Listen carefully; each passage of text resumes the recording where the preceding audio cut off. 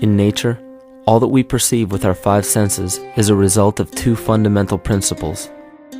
Everything in existence is made of a relationship between vibration and matter. Vibration is a masculine creative force countered by matter, which is a feminine receptive force. Thus begins the principle of duality. We see this duality in ancient myths and philosophies, yet only those philosophies and scriptures that were perverted and raped of the original meaning gave the impression that one polarity was good while the other was evil. The original sages, adepts, and shamans taught that both are necessary, and one would not exist without the other.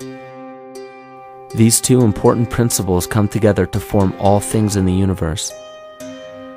This is Kymatica. Even language, logos, the communication of any and all things in nature, depends upon this principle. Pete Peterson, in his works Cymatics, the Science of the Future, stated that nature shows examples of Kymatica in everything. This phenomena is found to be one of the prime forces that moves biological evolution along its path. Dan Winter reproduced an experiment to prove that the ancient languages of Hebrew and Sanskrit, when spoken, create a vibratory frequency that moved matter into sacred geometrical patterns. Upon further investigation, Hebrew, Sanskrit, Aramaic, Arabic, and other elder dialects have older roots in a parent language of Gaelic and quite possibly an even earlier origin. In Swami Murugesu's The Science of Mantra, he claimed that when a person chanted specific words in Sanskrit while filming a burning candle, the intensity as well as the color of the flame would change due to the frequency that the word would emit.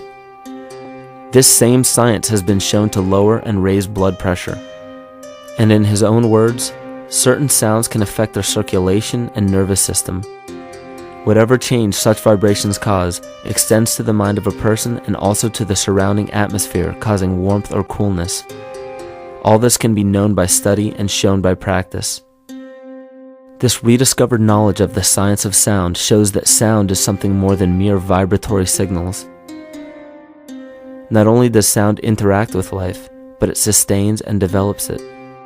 It acts as a conduit of conscious intent between people, societies, and entire civilizations. Yet the psychic illness we endure due to the domination of our false ego is reflected in the collective. Our psychological schism has shut us off from communicating correctly with our inner self, which is exactly how cancer cells within the body operate. In the collective, we have created a language barrier between humanity and the rest of nature, acting as a global cancer. Recorded in history, the efficacy of the ancient languages has been severely uprooted.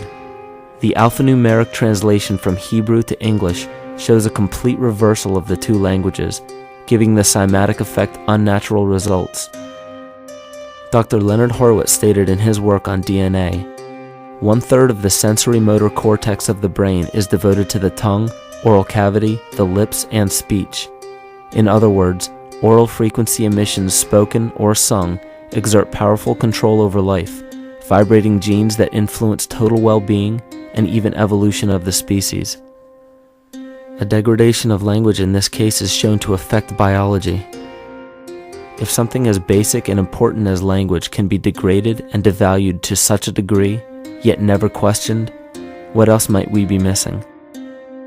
Think of an aspect of your life that dictates the limits of your freedom. Government and law enforcement, insurance and pharmaceutical companies, taxes, building permits, driver's licenses, and more. There are hundreds if not thousands of stipulations, regulations, and boundaries on our freedom. And out of the ones that were just mentioned, how many have you researched to find out whether they apply to you or not? Let's look at the forms of law that we currently acquiesce to.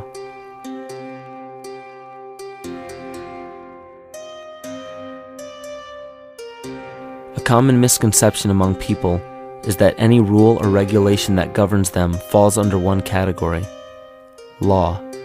But there are many other forms of law that people abide by without realizing that they simply do not apply to them. Another misconception is that a nation's constitution gives us our rights. A constitution does nothing more than list the rights that we already have. We are born with inalienable rights, endowed to us by our Creator. They are not given to us, and they cannot be given away. The most a person can do with a right is choose whether to exercise it or not. Maritime admiralty law is what's known as the law of the water. It is superseded by civil law and only applies to those who willingly contract themselves into it. The definition of admiralty law is a body of private international law governing the relationships between private entities which operate vessels on the oceans. Let's look at how and why a form of law that is fashioned to govern corporations, businesses, and vessels has imposed its rule over natural human beings. This is all done through a form of word magic.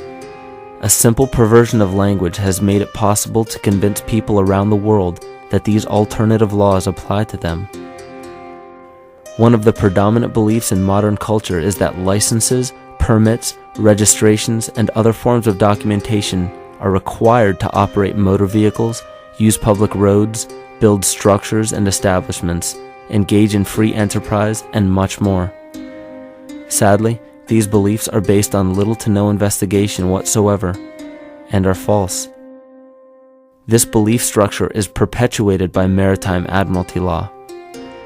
This form of law was originally created to govern ships docking in foreign nations for the import or export of products and resources. It deals with banking and merchant affairs, not civil affairs. When a product is taken off of a ship and brought into a foreign land, that nation takes custody of the resource and accounts for it with a certificate. That certificate marks the birth date of that product in the custody of the respective nation. Think of why it is supposedly required to have a certificate of live birth in the first place. The Barron's Dictionary of Banking Terms defines a certificate as a paper establishing an ownership claim. So right there, we notice that everyone with a birth certificate is defined as being owned. People are used as collateral with other nations because the U.S. is bankrupt. The United States declared bankruptcy on March 9th of 1933. At this point, the U.S. began taking out loans from a private, non-government affiliated corporation called the Federal Reserve. With no money to pay back the loans, the United States began using the citizens as collateral. All birth and marriage certificates are literally warehouse receipts. Just look at the similarities of warehouse receipts and birth certificates. Both document the date of issue, a serial number, registration number or receipt number, a description of the product, and an authorized informant to notify the appropriate government agency. With all of this information being readily available, the majority of people are unaware of their involvement with maritime admiralty law. This is possible through the manipulation of language. This admiralty law changed the meaning of the word person from a natural living person to a corporation. Driver's licenses, vehicle registrations, auto insurance forms, building permits, gun permits, work permits, tax filing documents, birth and death certificates, traffic citations, and many other forms of documentation that were once believed to be absolutely necessary only apply to persons or corporations. Upon signing such a legal document, you are indirectly waiving your rights under the Constitution and lowering your status to that of a corporation that is created with the same exact name as you. The only way to reconcile your true name from the name of the corporation is to take notice that the corporation has its name in all capital letters. This is known as capitis diminutia maxima. You may take notice that your driver's license, birth certificate, social security card, insurance cards, and more use all capital letters to legally represent the corporation with your name, not you. The corporation is known as an artificial person, whereas you, the human being, are known as a natural person. This deception goes even deeper when it comes to the courts that we attend. When